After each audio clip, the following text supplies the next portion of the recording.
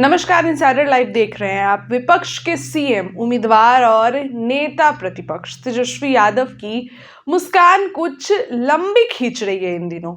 ये मुस्कान तब उनके चेहरे पे आई जब एक पत्रकार ने पूछा कि पूर्व केंद्रीय मंत्री और नीतीश कुमार के कभी सेनापति रहे आरसीपी सिंह ने नई पार्टी आप सबकी आवाज बनाई है, परंतु वर्ष 2025 के विधानसभा चुनाव में महागठबंधन की सरकार बनाने का दावा करने वाले नेता प्रतिपक्ष तेजस्वी यादव ने जब इस सवाल के साथ मुस्कुराहट बिखेर दी तो राजनीतिक गलियारों में मुस्कुराहट के मायने निकाले जाने लगे, खूब चर्चा होने लगी।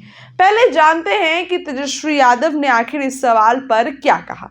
नेता प्रतिपक्ष तेजस्वी यादव ने पूर्व केंद्रीय मंत्री आरसीपी सिंह द्वारा नई पार्टी गठन करने को लोकतांत्रिक अधिकार से जोड़कर मुस्कुरा भी रहे थे। उन्होंने कहा कि लोकतंत्र में तो दल बनाना जनहित में अच्छी बात है, आखिर इसमें बुरा क्या है। लोकतंत्र में दल के गठन का सभी को अधिकार है और सबका अपना अपना अधिकार है, और आरसीपी सिंह तो राजनीतिज्ञ है, पार्टी बनाई तो अच्छी बात है।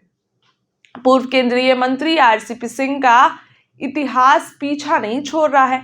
कहते हैं कि कभी नीतीश कुमार के सेनापति रहे और जदयू के संगठन को बूथ स्तर तक खड़ा करने वाले पूर्व केंद्रीय मंत्री आरसीपी सिंह को वर्ष 2022 में जदयू की प्राथमिकता सदस्य से बर्खास्त करना काफी खल गया, और जब आरसीपी सिंह मई 2023 में भाजपा में शामिल हुए तब राजनीतिक गलियारों में ये चर्चा तेज हो गई कि आरसीपी का बदलापुर एक्सप्रेस चल पड़ी। तब नीतीश कुमार महागठबंधन में थे, बीजेपी ने आरसीपी सिंह को भाव ही नहीं दिया। वहीं अब बात करें आरसीपी सिंह को बीजेपी में भाव नहीं मिलने से परेशान हुए।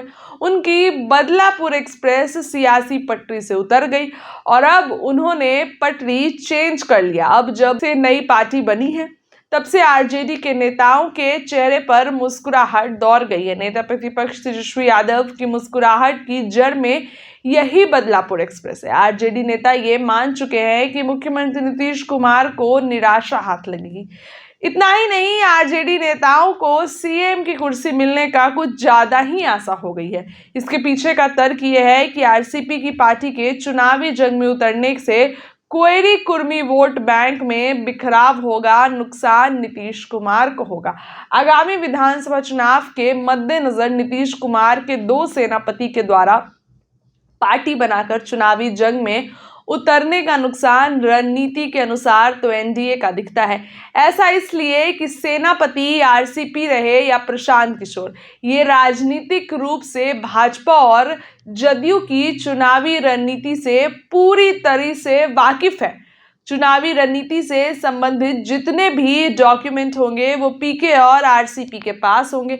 इन आंकड़ों की बारिश, दलों की मजबूती और कमजोरी, सबकी जानकारी इन दोनों नेताओं के पास है। आगामी चुनाव में भाजपा और जदयू की रणनीति काट निकालना जनसुराज और आप सबकी आवाज दल के लिए आसान होगा। फिलहाल इस खबर के लिए इतना ही। आपका इस खबर पे क्या कहना है कमेंट में बताइए। बहुत बहुत धन्यवाद।